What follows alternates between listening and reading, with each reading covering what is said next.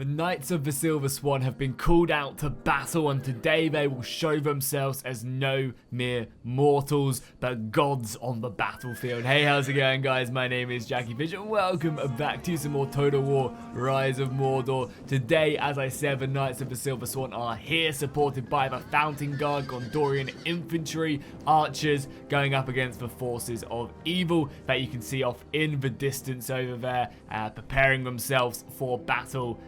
And it's going to be hopefully a very, very exciting battle. If you guys are enjoying this, make sure you do go ahead and drop a like and a comment down below, and subscribe if you haven't already. Also, if you want to go ahead and see more Total War Rise of Mordor battles on the channel, do let me know as well. So as I said, the forces today, we have two Gondorian armies ready to push forward and take on the forces of evil. Their forces on the front line, they have a whole force of Gondorian bow militias, so going pretty cheap on the archers. Honestly, I don't think this is a bad idea on the new form of archers, how they work in the latest patch. Basically, they fire and they get through their ammunition very, very quickly. So having just a very cheap force that can just wail down arrows to the enemy, I think is actually a pretty good idea. So yeah, we'll have to see if that does play out. Then we do have some of the glorious Gondorian spearmen. Pushing further forward. Behind that, we have Fountain Guard, supported by the Penifgonian Marines. Butcher that once again. Some more Fountain Guard, some Gondorian swords. We've got archers, and obviously over on the other side, we've got some more Gondorian swords, supported by Swan Knights, some more expensive archers, and we also have a few cavalry units up here as well. Some more Knights of the Silver Swan, all the way up here. So yeah, plenty of heavy cavalry going up against them, though. We have the forces of Mordor. Servants of the Eye are a true match for any of the Knights of the Silver Swan, especially when it comes into melee. The Knights of the Silver Swan will win that initial combat, but as it goes on, the quality of the Servants of the Eye will be absolutely deadly. Also, look at the detail on this armor as well. Absolutely amazing, the inscribing. Also as well, something I will mention now really quickly is make sure you're subscribed to their YouTube channel. They've been going ahead and showing so many of their dev streams over on their YouTube channel. I'll link it down below in the description. But if you want to see the new Mordor units that are being worked on, you want to see the campaign map that's being developed, the custom one, make sure you are part of their Discord and obviously their YouTube channel, so you can watch these live streams. The developers work really hard. But yeah, we also have some more half-orc axes supported by a bunch of these Uruk Throng. So these are kind of the heavier orc infantry. And they also do have some of the crappier ones as well. These are the orc warriors who are actually pretty good now in the latest patch. And then finally, we do have these bad boys right here, the Guards of the Teeth. A very, very, very scary and strong unit to show on the battlefield, that is for sure. Then over on the side, we do have the Eastlings. They have some of their Lancer units, some are pretty decent cavalry, not like the best in the world, but still pretty decent nonetheless. These guys will definitely hold their own, and they're not that expensive either. We also do have some pretty expensive bowmen, but again, these guys do kind of couple up as infantry and bowmen, so yeah, pretty decent unit right there. We have some Bane of the Steppe. These guys are really, really good, probably one of the best melee cabs in the entire game. They are, I'm pretty sure, capped to only being one bow in an army, so that's pretty interesting. We also have some axemen supported by the classic locate rim. So it's basically going to be the Eastling army, and as I say, that battle is already kicking off, so actually glad that we managed to finish that as a big cavalry assault gets thrown in. We have some of these Servants of the Eye trying to take down some of these Gondor bow militia very, very quickly, and they're actually getting a very nice charge off onto them, obviously finding their way into the Citadel Guard. Honestly, though, if they lose 2 or 3 of these Servants of the Eye, that's not going to be a worthy cavalry charge. It does look like they are going to lose 3 of them, as some of the units have been stuck. However, some of them are getting out. Okay, if they can all get out, okay, they lost 1, maybe 2. I don't know if that was worth it, honestly. These bow militia obviously aren't that good, and they would have lost some more cavalry along the ranks as well. So a pretty daring cavalry charge. Got some kills on Gondor sword infantry and stuff. That's quite a decent amount of kills on the Gondor sword infantry, but for the most part, I don't think that was worth trading, because again, Mordor have no longer got the Haradrim cavalry in their roster, which basically means that their cavalry is super, super valuable. So that charge, I don't think was technically worth it, but still an interesting play to see if you could have got lucky and racked up some extra kills. And unfortunately, yeah, they just ended up losing a handful of horses. Yeah, 5 horses from that one, 2 from that one, which is all a little bit deadly. Pushing up though, we do have some of the Uruk archers ready to fire off. And I think an interesting thing, I'm not sure if this is already pre-existing, but it'd be interesting to see if higher tier archers got more ammunition. I'm sure they do already. These guys have 24 ammunition. The other guys have 24, yeah. So I think that'd be a really good way of like making more higher tier archers a lot stronger. would be giving them way more ammunition. I think that is something that would be very interesting. Also make this bigger as well, so you guys can keep a close eye on it. Because yeah, right now obviously they have better armor and they can sustain, they can fire a little bit quicker and stuff like that. But I think now that units go for ammunition so quickly, it would be a great idea to give the higher tiers maybe an extra couple shots so that they can fire for longer, and really, I think, give a good benefit to like the elves and other units like that, because I'm pretty sure all units have 24 ammunition. Oh, actually, I take that back. These Gondor infantry have 20. Is that because they fired some, or does not get calculated? No, I think they're actually, yeah, these guys actually have less, which is, oh no, it means they have fired some. So maybe they all do start with the same amount. I'm not actually too sure. Either way, that would be a good way to show that off as another volley comes off on the Servants of the Eye as the forces do close in against the Gondorians, and we're going to be getting an all-out brawl right now. The Archer Fire from Gondor really focusing down the enemy cavalry again, just trying to drive that home, which I think is a super smart idea. More of a Knights of the Silver Swan kind of capping on this left-hand side.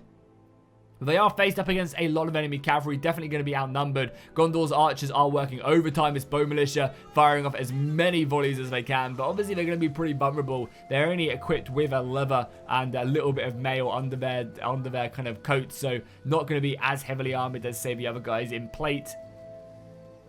And the arrow fire is going to be whittling these guys down, as well as that they are going to be firing a lot slower and just be nowhere near as effective. And here we go, the first infantry engagement over on this side. We've got a unit of Uruk-From charging their way in. Unfortunately, they're charging into a spiky brick wall in the form of Gondorian spears supported by these Fountain Guard, and more soldiers are being lobbed on top of this. This is not a good move. I don't know if the axes can break their way through. Maybe they can, but you're throwing a lot against a brick wall right now, which I don't necessarily think is something you need to do. Obviously, maybe putting in the Guards of the Teeth, even though the Fountain Guard would be a little bit stronger.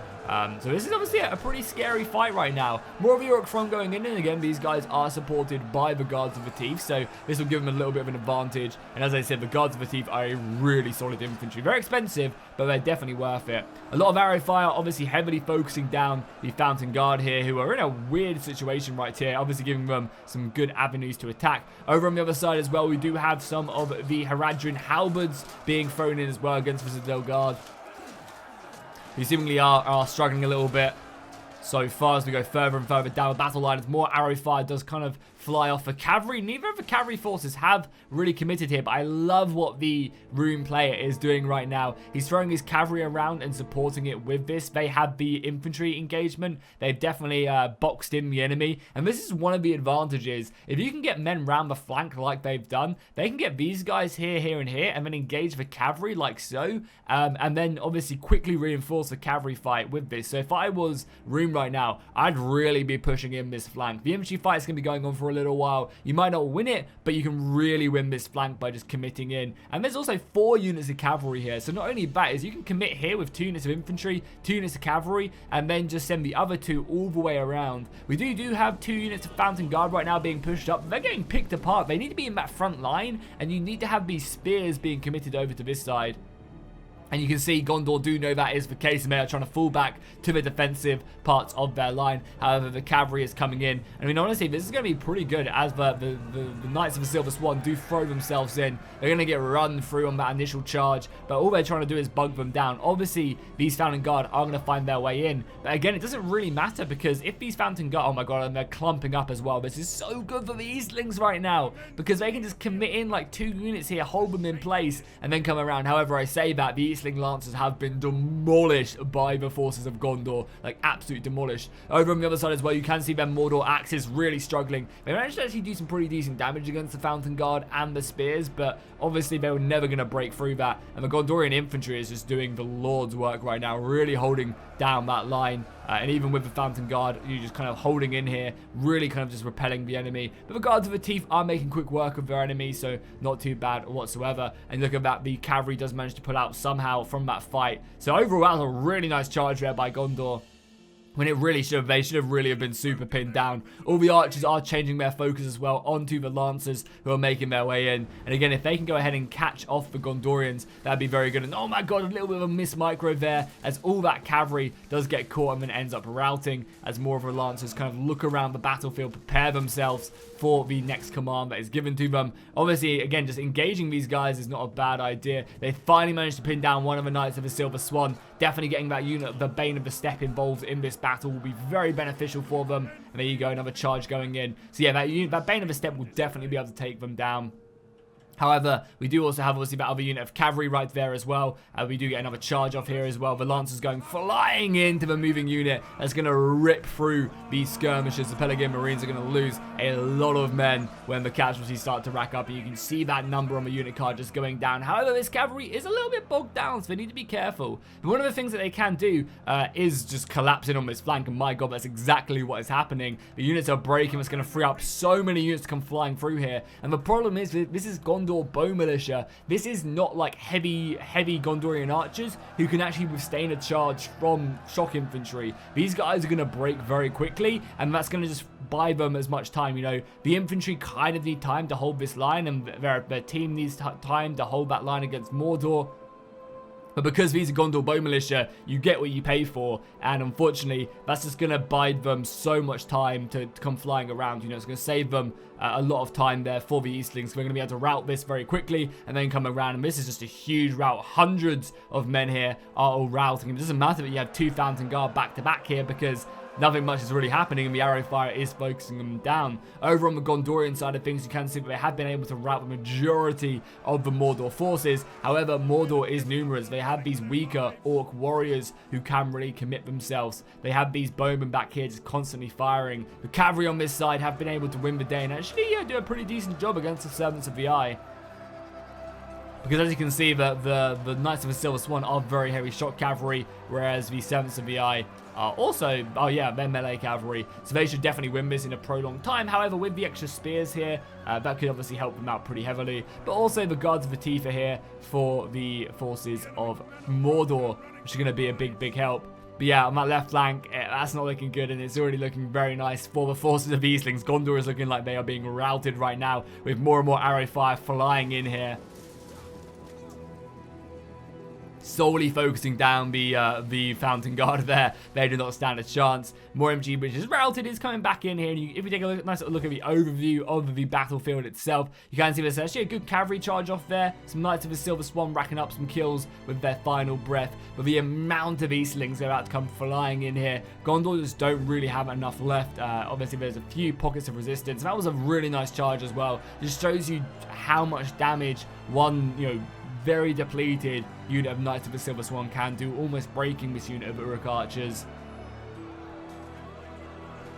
But I think at this point, Gondor just have very little left to really withstand. And yeah, I mean, I guess it goes to show, the Gondor bow militia, that's not a bad idea, honestly. I like the idea, but as soon as that flank got wrapped up, it was just curtains, because they rout so quickly, and you need it.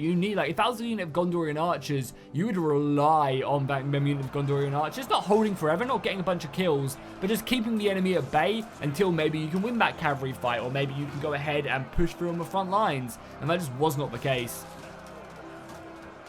As well as that, the majority of the front line on the left-hand side for Gondor were spears, and you're just never going to be able to win that. You really need kind of like a bit more of something.